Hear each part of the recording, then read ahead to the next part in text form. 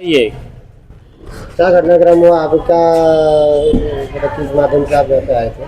कल मेरी पत्नी के हाथ में मैंने देखा कि चोट लगी है, तो मैंने पूछा कि ये चोट कैसे लगी। तो उन्होंने बताया कि घी का जो एक तपेला आता है जिसको पकड़ने की सुविधा वहाँ था ही नहीं, तो वो लगे फिसल गया हाथ। उसके बाद में मैं चली गई। उसके बाद में हाथ फिसल गया मेरा। उसके बाद में मेरे हाथ से ये हाथ पे चोट आ गई।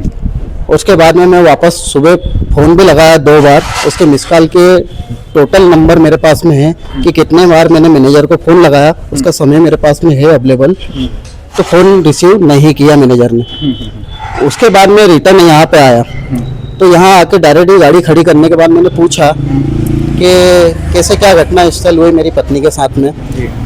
तो जैसे ही मैं आया तो मेरी पत्नी के साथ में मैंने पूछा, तो बोले कि आप ऐसे डायरेक्ट नहीं जा सकते हो, ना अंदर जा सकते हो, ना डायरेक्ट बात कर सकते हो। मैंने उनका ट्यू दिला दिया था।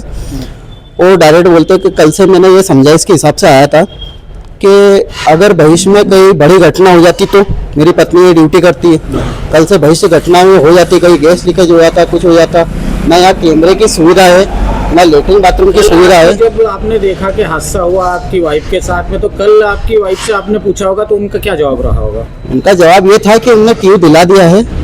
वो बोले कि आप भी ट्यूब दिला देना, थोड़ा सा इलाज हो जाए। तो बोले कि ट्रीटमेंट तो मैं कर ही दूंगा।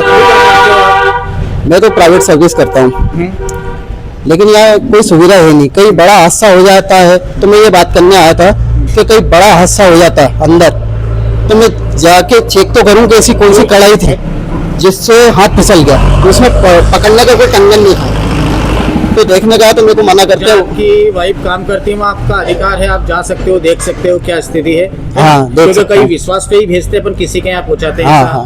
है ना। हाँ। अभी आपका शुभ नाम? मनोज खोवार।